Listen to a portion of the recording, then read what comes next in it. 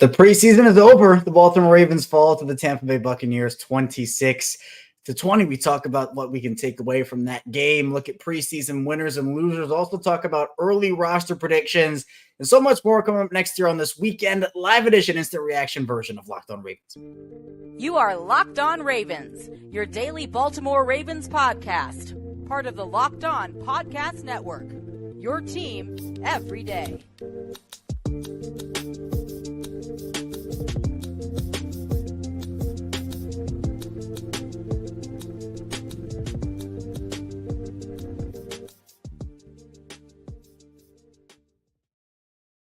Welcome into another edition of Locked On Ravens Live, your daily Baltimore Ravens podcast. I'm your host, Kevin Ostreicher of Ravens Wire here on the Locked On Podcast Network, your team every day. Thank you so much for being here on this Saturday night, late Saturday night, making us your first listen each and every day or night on this show. We're free and available on podcasting platforms, including in video form on YouTube as we burn that almost midnight oil. And today's episode of Locked On Ravens is brought to you by Underdog Fantasy. Visit underdogfantasy.com or find them in the App Store and sign up with promo code Locked On. Get your first deposit doubled up to $100. We are back here talking about another Ravens preseason loss. So they won those 24 straight preseason games. Now they're going to lose 24 straight, right? It's almost a given they're going to do that. But this last preseason game, the Ravens obviously don't opt to play their starters. Lamar doesn't play. Roquan doesn't play. No starters play, and that was the right decision. But there is some stuff to take away. The preseason's done. We're on to the regular season, but we have roster cuts, final roster cuts coming up on Tuesday. They changed it, so it's all the way through 53. You go down to 53 on one day. So there are going to be a lot of guys who make this roster, but unfortunately, the way the business goes, there will be a lot of guys who don't. So we'll get into early roster predictions in the final part of the show. But I do want to talk about the game with the Buccaneers first. Baltimore in this game started Josh Johnson, who to me, he was one of the biggest winners of the entire preseason for Baltimore for multiple reasons. But I think that he's somebody that now there's a different conversation around him now. Because a lot of people are saying, well, not only is Josh Johnson quarterback 3, he's quarterback 2. And I kind of say pump the brakes a little bit because I still think Baltimore holds Tyler Huntley in that QB2 light. But in terms of what Johnson did on Saturday night, he was incredible. 6 of 9 for 95 yards and a touchdown. But what was one of the most impressive sequences to me of the entire preseason for the Ravens, maybe in the entire NFL, was that first drive the Ravens had. That it was 4 plays, 80 yards, and it was incredible. I'll read off everything that happened on that drive. The Ravens defense, they force a 3-and-out. Baltimore gets the ball. Josh Johnson, 4 plays, 80 yards. It was a 19-yard pass to Charlie Kolar, a 15-yard pass to Tylan Wallace, 22 yards to James Prochet, and 24 yards for a touchdown to Laquan Treadwell. Now, then Johnson comes back in, the Ravens punt, and he actually has a third drive, but that was it. Johnson only played 3 drives for the Ravens, and that to me indicates that he is probably going to make the roster. Now, this is kind of, I guess, a spoiler for the final part of the show. But to me, I think that the Ravens will keep 3 quarterbacks. They were a big proponent in actually getting that rule approved in the NFL, and I think they value having that third quarterback there. Now, the third quarterback has to be on the roster, but does not count against the 53, or I guess the 45 they're activated for game day. So that's really big, and Johnson, I think, has earned that. I actually don't know if Josh Johnson makes it through waivers, honestly, at this point. He had a really great preseason overall for the Ravens. And when teams look for quality quarterbacks, there are certain positions where you always look for quality depth. I mean, you do it everywhere, but there's more of an emphasis on the premium positions, I'd call them: quarterback, offensive line, corner, wide receiver. Teams are always looking to add those types of players to their offense. And to me, at least, it's indicative of the fact that I think for Baltimore, they're going to have a lot to figure out with what they want to do with their roster. I think for Josh Johnson, he probably makes the team overall. And we have the live chat popping here. We have Kevin Wright saying, let's go. Rush saying, what up, Kev? Rico saying, what up, Khaki Kev? There you go. We have Rico using my nickname. Mackenzie saying, big fan, Kevy. Kevy's a new one. I haven't heard that one. I appreciate you tuning in, Mackenzie. Rush said, Todd called a great drive initially. I agree, especially in the fact that this was against Tampa's first string defense. Like people are talking about, the Ravens defense struggled here. And yes, they did. We'll get into that. But the Ravens, again, did not play starters. We've seen in 2 straight games the Ravens go up against first stringers. Tampa also played some of their first string offense. And in fact, I think they played almost all of it. The Ravens haven't played those guys. We haven't seen Lamar. We haven't seen any of these players. So to me, I think that the fact that Todd Monken was able to do, and look, it wasn't just Todd Monken. The players executed. They had a really good first drive. But the fact that Todd Monken called that up and was slicing up this Tampa Bay defense that was playing Devin White, was playing all their guys, to me makes it even more impressive.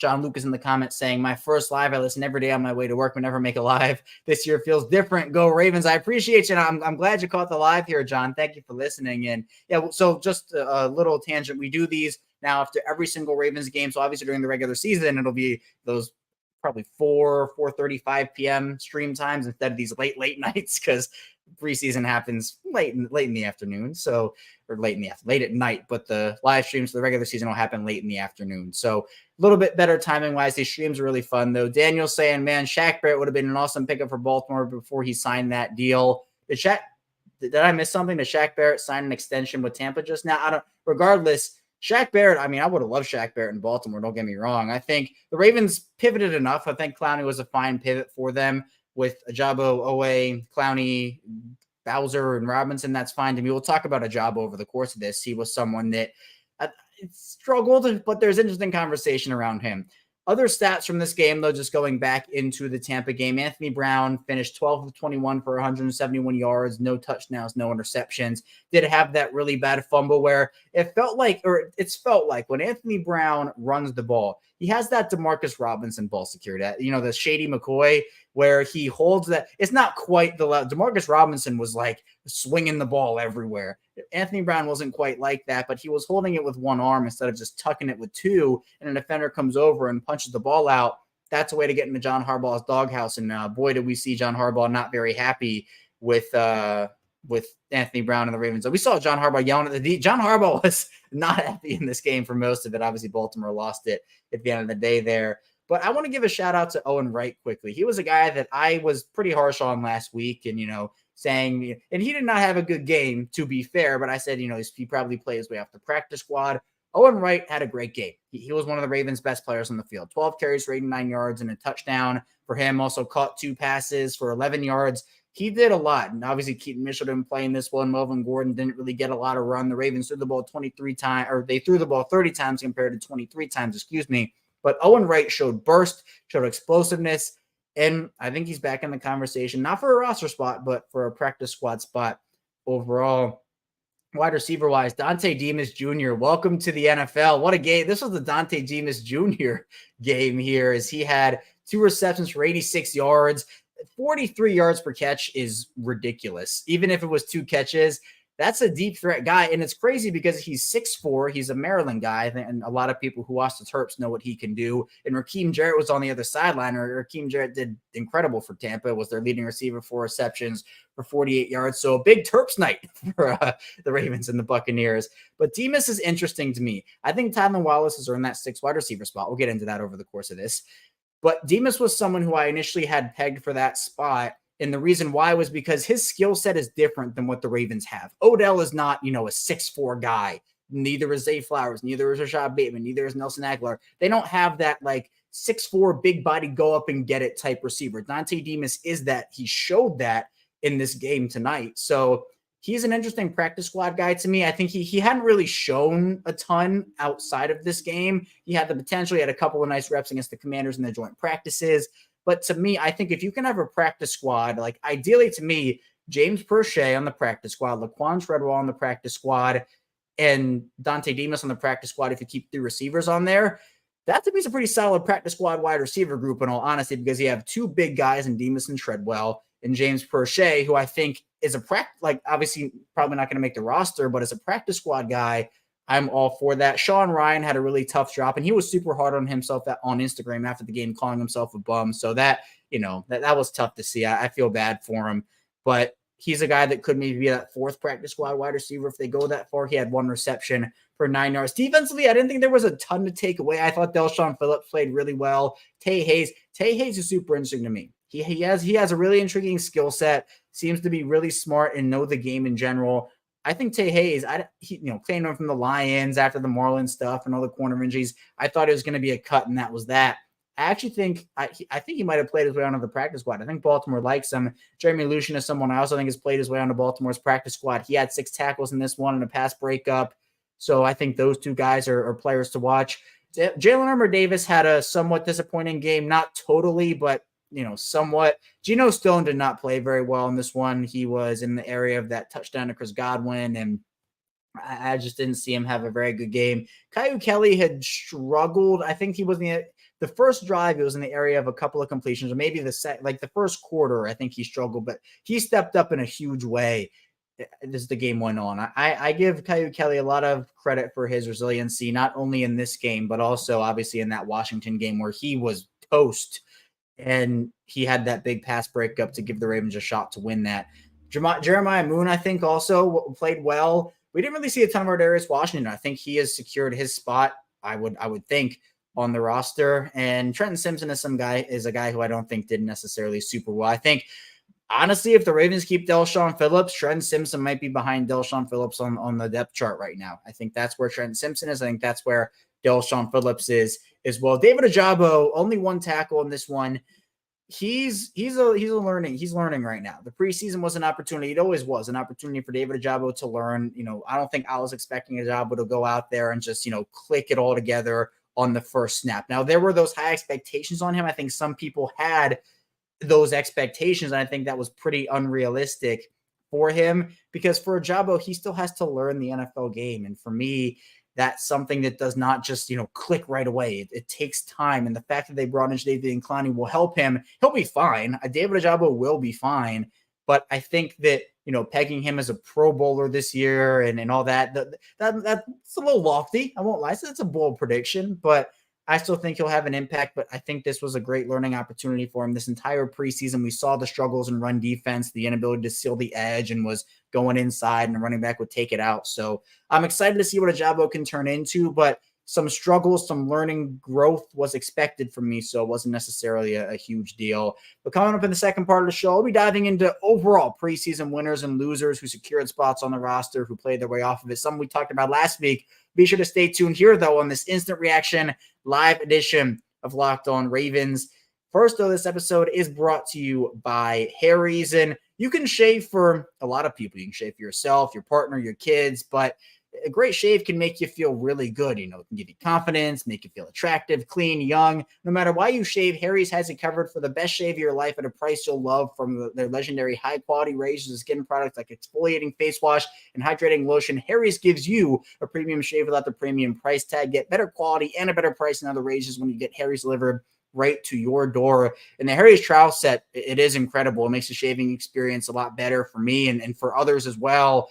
And the packaging, it looks great. The razor looks sleek as well. It makes you feel really smooth on the face. And for me, I have a little something going on with facial hair right now. I usually don't, but it's been a pretty hectic day, so I just decided to keep it. But Harry's has me covered when I want to shave something off here on my face and make it a smooth shave.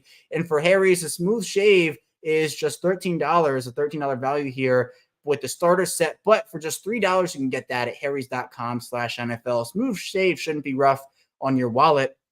The starter set includes a 5-blade German-engineered razor, weighted handle, foaming shave gel, and a travel cover. You can schedule delivery for refills as low as $2, half of what you pay for other blades. Harry's makes the skincare products that will give you the best shave ever. Creams, washes, lotions will keep your skin healthy and hydrated.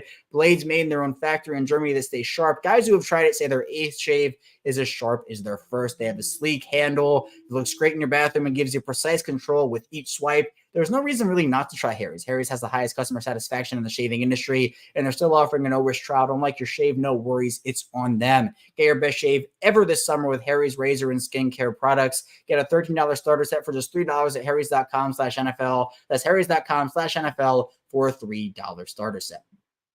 We're back our second segment of Locked On Ravens on this instant reaction live edition Saturday night. Kevin Ostreicher still here with you talking Ravens. They fall to the Buccaneers in the final preseason game, but we're done. We're you know what? We're over the preseason. We're talking regular season football now.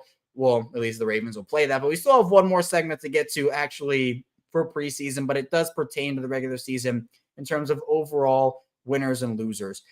To me, I think that a lot of players impressed. There were some that I think played their way off of the roster, and we had that whole conversation last week if you want to go back and check that out. But I think Josh Johnson, he was interesting to me. I thought Anthony Brown was ahead of him for the third quarterback job, but we didn't really hear a lot about Anthony Brown out of camp. And I was kind of thinking, well, what's this third quarterback position going to look like for the Ravens? Josh Johnson comes in and he does well. He's someone who's obviously very well traveled. That's very well documented about all his stops. But I think that he's one of the Ravens' biggest winners here. I think Keaton Mitchell also. Justice Hill too. Keaton Mitchell and Justice Hill, both guys. Justice Hill's spot was never in jeopardy to me. The Ravens signed him to an extension. He plays special teams well. Has improved incredibly as a runner over the course of the last year or so. He was never in jeopardy. But Keaton Mitchell, the Ravens have a decision to make on him. They have the shoulder stinger that he suffered in the Washington game. Didn't end up playing in this Tampa game. But it's kind of like, what do you do with him when you have all these other positions you got to iron out? If Keaton Mitchell gets cut by the Ravens, he is not getting on the practice squad. A team will claim him. I am 99.9% sure. I don't speak in absolutes totally, but I'm pretty sure Keaton Mitchell will get claimed based off of how good he has played or did play for the Ravens in the preseason. But I think a player that is a different skill set in a position is a good player to have. And Keaton Mitchell gives you a different skill set than J.K. Dobbins and Gus Edwards and Justice Hill. He gives you that speedy catch me if you can thing. And that is what the Ravens need. Not that, Keaton Mitchell's not going to, make the Ravens win the Super Bowl or anything just because he's on the roster. He can obviously contribute to that if he is. But I think he's been one of the biggest winners for Baltimore for sure this preseason. Tylan Wallace, too. We remember all the conversations we had about that 6 wide receiver spot. I mean, we were talking, is it going to be Laquan Treadwell, Dante Demas? Is James Prochet going to step up? Can another one of those undrafted players? Are they going to sign a veteran? Who's it going to be? Tylan Wallace, I think, took that thing and did not let it go. 2 touchdowns in 2 games for Tylan Wallace. Good catches, obviously good gunner work as well. Was working as a kick returner too, or a punt returner in this one. He was doing it all for the Ravens, and I think he is pretty surely he has that 6 wide receiver spot in his hand. He is not letting that go, which we will get to in the final part of the show. But I'm super impressed with him, and I'm happy for him too. Obviously, had a serious injury at Oklahoma State, came back from that. Hasn't had a ton of opportunities in Baltimore, but I think he is the right man for the job there. James Prochet, on the other hand, I think is probably a loser for them. He actually, didn't have a terrible game. He actually was fine for the Ravens in this game against Tampa.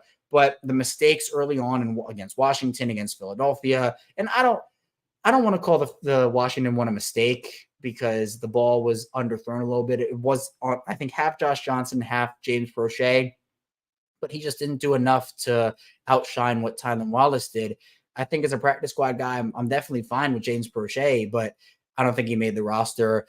Tight end wise, Charlie Kolar has come on strong as Isaiah Likely goes out with the injury and he hasn't played. Charlie Kolar, though, led the Ravens in receiving against the Commanders and was second on the Ravens in receiving against the Buccaneers, whereas Dante Demas didn't have one. Just if he didn't have one of those 40-plus yard catches, Kolar would have led the Ravens for the second straight week. Travis Vokalek, I think, is also a winner. Was relatively quiet in this Tampa Bay game. It was a really impressive catch he had. It was 1 catch for 5 yards in the fourth quarter, but it was a strong hands catch where the Tampa defender was fighting him all the way, and Vokalek held onto the ball, strong hands, didn't let it go. So I was impressed with Vokalek and what he had. It's going to be interesting to see what the Ravens do with Vokalek. I think the Ravens will lose Vokalek if they do not place him on their roster. 4 running backs, I think, is a much easier argument to make than 4 tight ends, which we'll get into in the final part of the show. But I don't think Vokalek necessarily makes the roster, but I think he did enough to. I think he did enough to make the roster, but I don't necessarily think that he is going to because of what the Ravens have at other positions they have to deal with.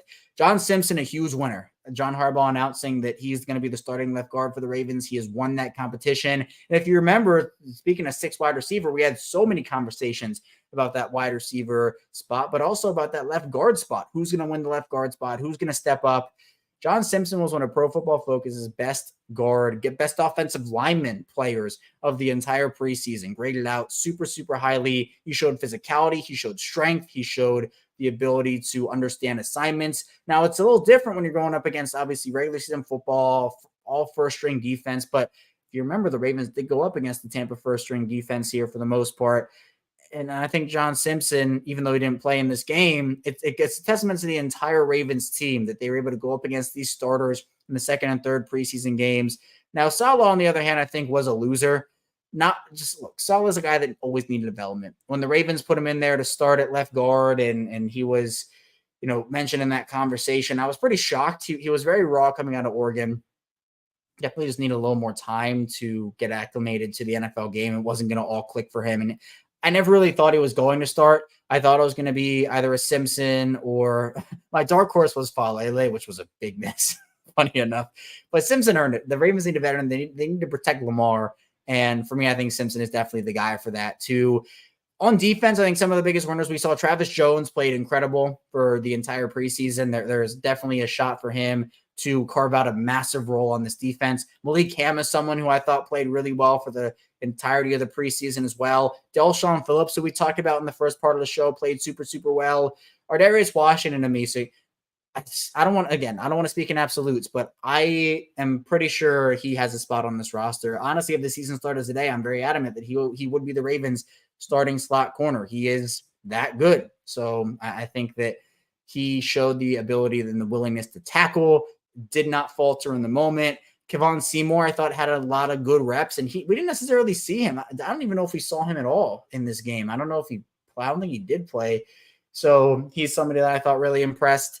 Losers, I think Trenton Simpson. I was expecting a little more from Trenton Simpson overall. And Daniel here in the comments saying Simpson needs to develop. He was a monster at Clemson. And Rush said Demas and Jarrett both had great games. Fear the Turtle. That's right. Yep.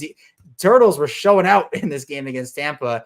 And Daniel saying, Kevin, do you think Roman's offensive playbook was just a disaster overall because of the scheme? What would be different from Todd's offense? Well, to me, the issue with Greg Roman, it wasn't just playbook, but the thing with Greg Roman's system was that it had no structure, it felt like. It felt like Greg Roman's system was predicated on running the ball. And, if that was working, it almost felt scripted where he wouldn't make adjustments. And regardless, JK has spoken out about this and other stuff where if a guy had a hot hand or if there was a player that was doing really well or there was a scheme flaw that they were exposing on defense or there was a play that was working, it just felt like it was always premeditated that they were going to go away from X and go to Y regardless of what was going on. It feels like Todd Monken has a much better feel for the game.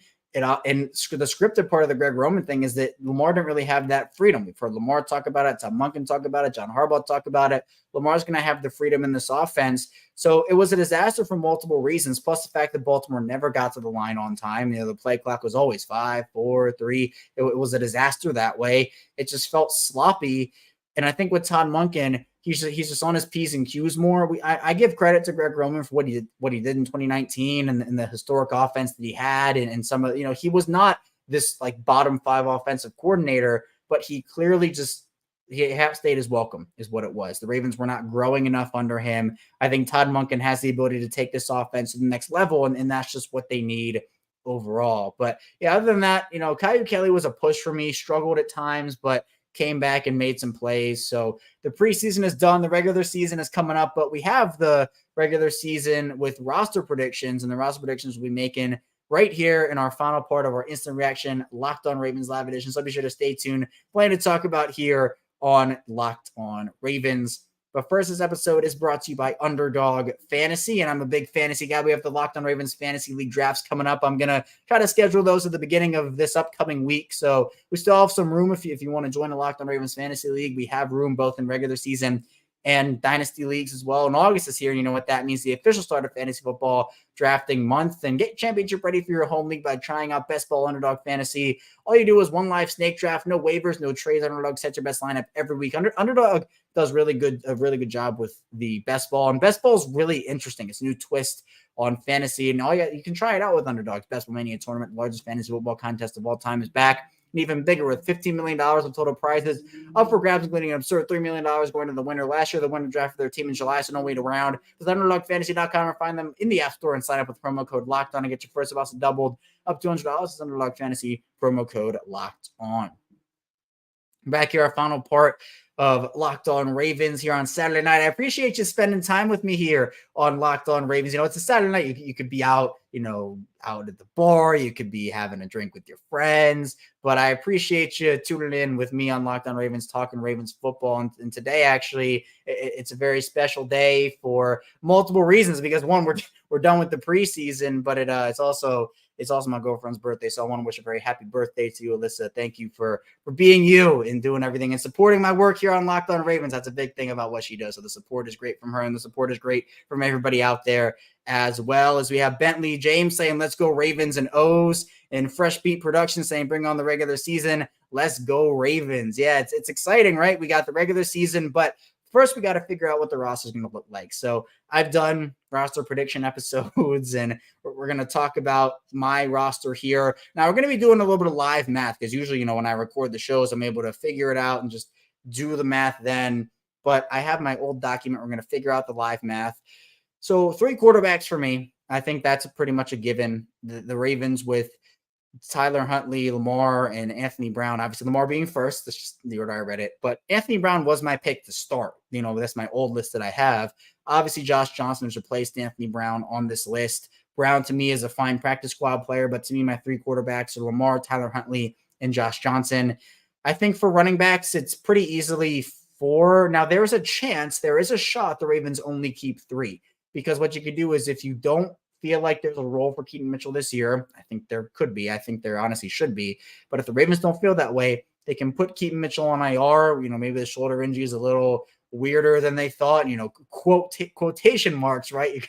Teams have done that where they've made an injury be a little more serious than it actually is to stash a guy for a year. But maybe you keep 3 running backs and you can keep an extra offensive lineman, an extra corner, an extra inside linebacker. I would advise against that personally, but my 4 running backs, J.K. Dobbins, Gus Edwards, Justice Hill, Keaton Mitchell. There's been a lot of conversation about Patrick Ricard and what the Ravens should do with him. He's on my roster. I think he's too good and too versatile of a player to cut. He's not going to have the role he had in Greg Roman's offense. There's going to be a lot of plays where we would have seen him in Greg Roman's offense, where we're not going to see him in Todd Monken's offense, but that doesn't mean he's not going to be on the roster. I still have him. Then 6 wide receivers, Rashad Bateman, Odo Beckham, Zay Flowers, Devin Duvernay, Nelson Aguilar, Tylan Wallace. Pretty easy 6 for me. Then practice squad again, as I've mentioned, James Prochet, Laquan Treadwell, and Dante Demas would be great. Maybe Sean Ryan is a 4th guy, but that to me is a fine group. 3 tight ends, Marky Andrews, Isaiah Likely, and Charlie Kohler. I think that's a pretty fine way. Vokalek's a guy I'd love to keep, but I don't see it with the way the roster is. Now, one of my interesting predictions is right now I have Baltimore keeping 8 offensive linemen, maybe 9. And I can see them keeping 9 if they have a couple of handshake deals with guys. Ronnie Stanley, Tyler Linderbaum, Kevin Zeitler, Morgan Moses, Patrick McCary, Daniel Falele, Salah, and Trenton Simpson. Well, hold on. 1, 2, 3, 4, 5, 6. Yeah, 8. And then Sam Mustipher could be the 9. I actually think here a hot take is Ben Cleveland actually has a better shot of probably making the roster than Sam Mustipher does. I think I'm fine with the Ravens having Patrick McCary as the backup center. Mustipher is someone that, if they want a pure backup center, then sure, you can keep him. But Ben Cleveland has guard versatility, and I think that they could keep him around. But I think 8 offensive linemen, maybe a guy gets cut, and then they bring back someone because they have a handshake deal with a player. So it's interesting because usually, teams like to keep 9, 10 offensive linemen. But to me, I don't know what they do with that position. Moving to defense, 5 defensive linemen for me. This one wasn't totally hard. Justin Madubuike, Broderick Washington, Michael Pierce, Travis Jones, Brent Urban. Maybe you keep a 6th guy on a handshake deal like an Antonio Blackson or a Rayshad Nichols or something, but I think they're going to keep 5, and that's totally fine because guys can play inside. Like Jadeveon Clowney, you can play him inside. You can push guys in. At Afe Owe, you can push him inside too. So I'm fine with them keeping 5 big boys on the interior. Outside linebackers, I have 5. Afe Owe, David Ajabo, Tyus Bowser, Tavis Robinson, Jadeveon Clowney. But here's the thing. If Tyus Bowser is on the NFI list come week 1 and they keep him there, they don't activate him, Bowser doesn't count against the roster right now until he's activated. So that's the ability. Maybe you can keep a Ben Cleveland, an extra inside linebacker, an extra corner with Bowser on the NFI list, that gives them an extra ability to keep one player that maybe they wouldn't have been able to keep if he was on the active list. Inside linebackers, I have 4 guys. It's Roquan Smith, Patrick Queen, Trenton Simpson, Malik Harrison. Now, again, maybe you can keep Delshon Phillips in place of Tyus Bowser until Bowser comes back, and then you figure it out. But I think that these 4 guys will probably make it. And then Phillips is the 5th guy for sure. And then that will be the toss up for whether he makes the roster or not. I have 8 corners making the roster right now. Part of the fact because they have to put Marlon and Pepe Williams on the regular season roster, or else they're going to have to spend the year on IR. So I have Marlon Humphrey, Rocky Yassin, Ronald Darby, Caillou Kelly, Jalen Armour Davis, Pepe Williams, Ardarius Washington, Kevon Seymour. I could see them reaching a handshake deal with Kevon Seymour. I also anticipate them reaching a handshake deal with Daryl Worley, which they did multiple times throughout last season. But with the way it is, you probably put Pepe Williams on IR, and then that becomes Daryl Worley. With Humphrey, I don't know. There's been no timeline for him. He'll be back, but we just don't know when yet. So I don't know whether that means he'll be back, in the week, maybe Steelers game, the Browns game. He could be back week 4, week 5, week 6. I don't know when it will happen for him, but they have to find players to keep on their roster at that position and not risk losing 2 waivers, which Kevon Seymour, maybe a team likes what they saw from him. Ardarius Washington, I think we get scooped up in an instant. So you got to keep those guys around. But they have really interesting practice squad guys. I mentioned Tay Hayes, Jeremy Lucien as well, who has that corner safety versatility. So there are a lot of players to me that I like in that spot. I have 4 safeties: Marcus Williams, Kyle Hamilton, Geno Stone, Brandon Stevens. This one is pretty easy. I mean, I think that a lot of the players, like, again, Ardarius Washington can play some safety. If they bring back Daryl Worley, he can play safety too. Pepe Williams even can play safety. I think they have enough safety versatility where you only have to keep 4 like pure safeties. I guess Brandon Stevens is a corner safety, but I'm fine with those 4. And then special teams is easy: Justin Tucker, Jordan Stout, and Tyler Ott. So I hopefully that is 53. So 3, 4, 1, 6, 3, 8, 5, 5, 4, 8, 4, 3. Hopefully that's 53. I haven't had the opportunity to do the math, but again, a lot of it is in flux because of Tyus Bowser being on the NFI list. Who's going to be back on handshake deals? Who will the Ravens put on IR? And what players they'll keep at other positions? Because maybe there'll be a guy or 2 that gets cut from a team that the Ravens really like and say, hey, that's a really good fit for our roster.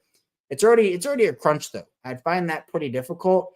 But practice squad players I would like to see. I think Anthony Brown will be great. Travis Vokalek. I have mentioned the 3 wide receivers: James Prochet and Dante Demas and Laquan Treadwell.